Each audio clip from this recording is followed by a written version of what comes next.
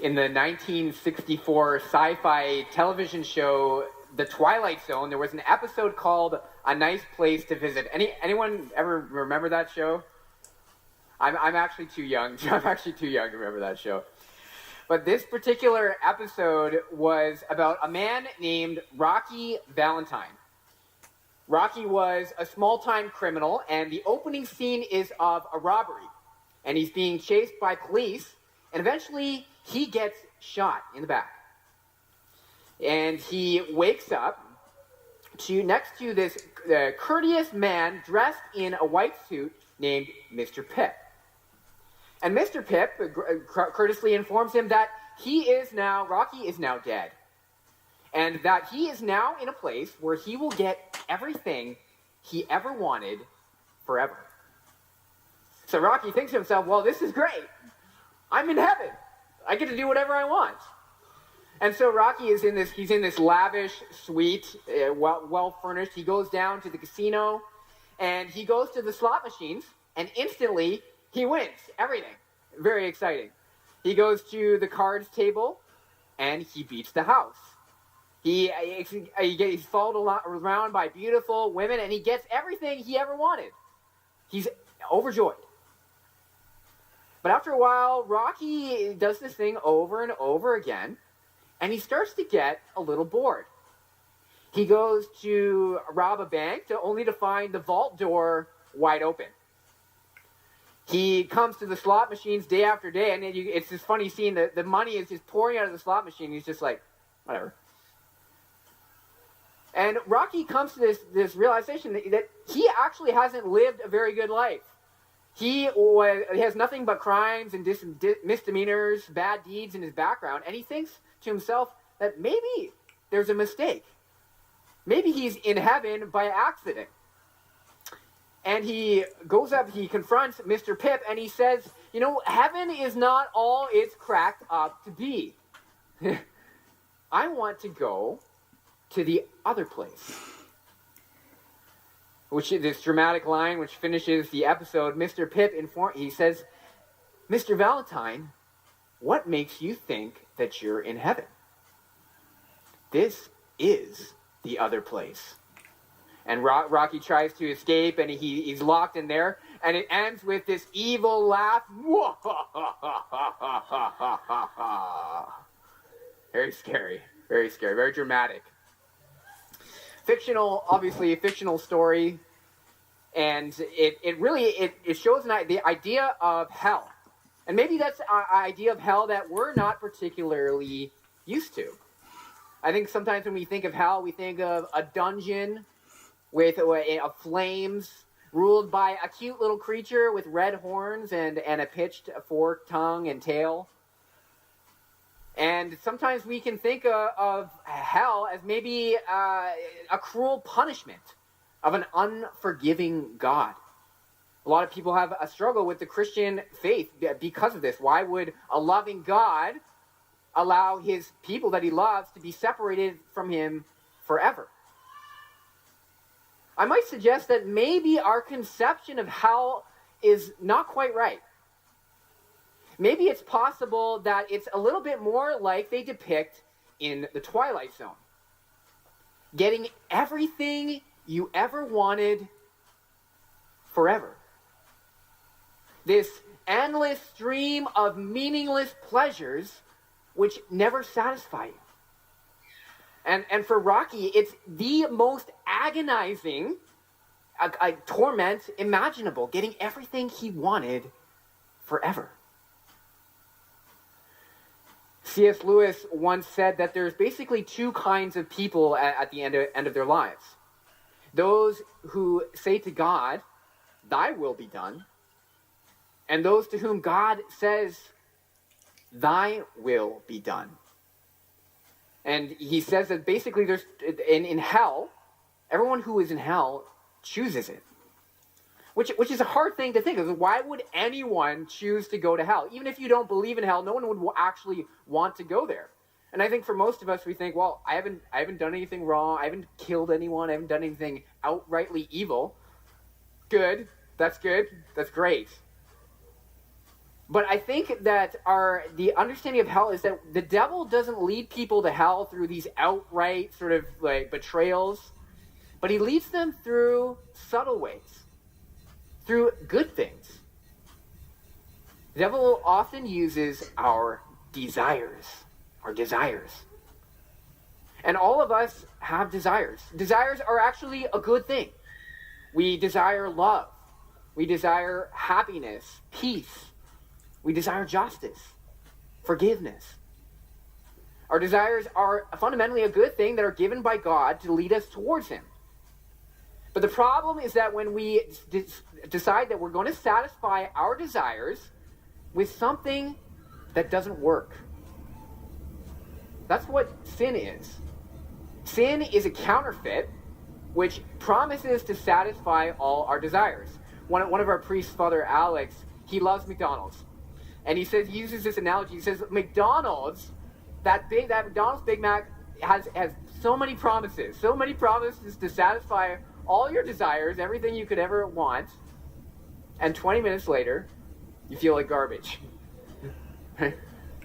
Sin is that counterfeit. It offers us this lie that God is not enough to satisfy your desires, but this thing is. How often do we fall into that counterfeit? How often do we turn to food, to pleasure, to relationships that aren't good for us? Addictions, like alcohol, drugs. Scrolling endlessly on our phones. Imagine doing that for eternity. Do any of these things actually satisfy us? In fact, it's just the opposite. All of these things, they promise to satisfy us, and we indulge in them, but they never give us the satisfaction that we desire. In our gospel today, we hear about a man who had everything he ever wanted. Jesus tells this parable about a rich man who was dressed in purple and fine linen, who feasted sumptuously every single day. He is living life. He's getting everything he ever wanted. But the parable goes on to say that there was a poor man at his door who he neglected, who was begging for food, but he never regarded. And both of them die, and Lazarus, this poor man, is lifted up to heaven by the angels. He's brought, it says, to the bosom of Abraham, where he experiences this incredible bliss, this joy. And meanwhile, this rich man, he is in agony. He's in this place where it says a great chasm has been fixed. There's no way for him to cross over to where Lazarus is, and he longs for it. He's totally deprived of the vision of God. He's living in hell. The Catechism of the Catholic Church says that the punishment of hell is eternal separation from God. God, in whom alone man can possess the life and happiness for which he was created for and for which he longs. God is the one thing that we all long for. It goes on to say that for this, a willful turning away a mortal sin is necessary, and persistence until the end. God predestines no one to hell. And so the rich man's his decision to be there wasn't sort of an outright decision, I want to go to hell. But it was a process of misdirected desires. He had this desire for money, for pleasure, to have everything he ever wanted. And when he gets to the end of his life and it's over, he realizes that it was a counterfeit. That it never actually satisfied all the desires of his heart. And he's looking to Lazarus, this poor man who he neglected all his life. He neglected God's will for him. And he sees him resting in the bosom of Abraham. It's an image of heaven. It's an image of resting with our eternal Father forever. And it's only until it's too late that this rich man realizes that he was a counterfeit, and what he really desired was that eternal embrace of a Father who loves him.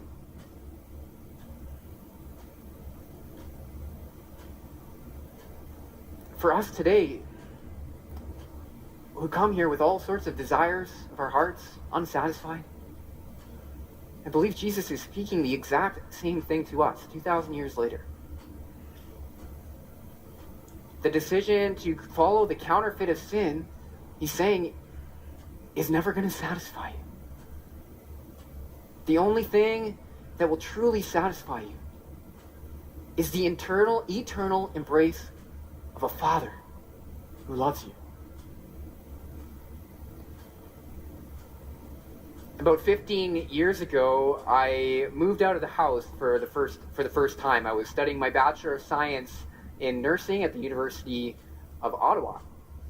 And for me, it was a big freedom thing. I was getting out of my parents' house, and I wanted to live the life.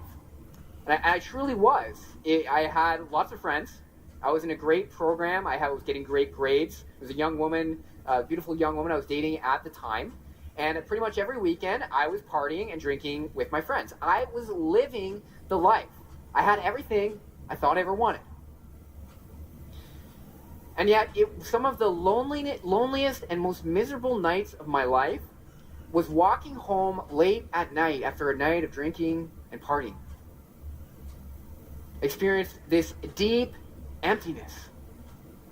And I was asking this question, is this all there is to life? And if it is, it's not worth it. I was living in a living hell, a hell of misdirected desires. It was around this time that I met some young Catholic students on the campus at the University of Ottawa who were the complete opposite of me. They were joyful, happy people who seemed to be fulfilled. And it was so strange for me. Why? And I was attracted to it. I wanted what they had. And they invited me to a weekend retreat, and it was there that I went back to the sacrament of reconciliation for the first time in a while. And I honestly had areas of sin in my life, things I needed to bring up, areas of my life that I was turning for satisfaction that never satisfied me. And I was so nervous. I remember walking up to the priest in the confessional, and I told him everything. I said everything. And I remember he looked up at me, and I'll never forget what he said. He said, "God is so happy that you're here right now. He's been waiting for you. Just like a father waiting for his lost son to return to him." And it was through this confession that I experienced for the very first time in my life the true fulfillment of my desires. My desire for love, compassion, forgiveness, for joy, for peace. And it was only in letting go of everything I thought I wanted that I experienced everything I actually wanted. The embrace of a father who loved me and who forgave me. And it's possible you come here today with your own stories. Maybe you were like me many years ago. Maybe you were in a dark place. But maybe you come here today and you might have everything you ever thought you ever wanted. Everything you thought would make you happy, that would satisfy you. But it's just not working. I believe that Jesus is speaking to us today. He's just reminding us that those things that are promising to satisfy you, it's never going to work. It's never going to work. He's saying that the only thing that will truly satisfy you is the embrace of God.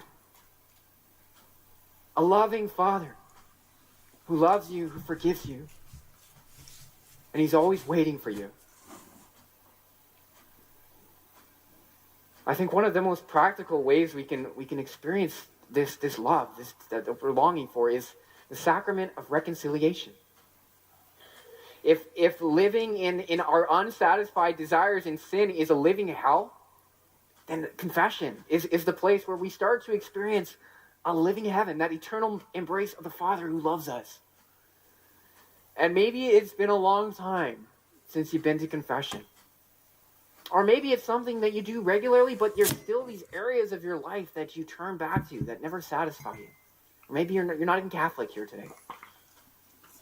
Wherever you're at, I believe that confession is a beautiful place that we can experience that love that we're longing for. And I'll admit, it can be scary. It can be pretty scary to go to confession.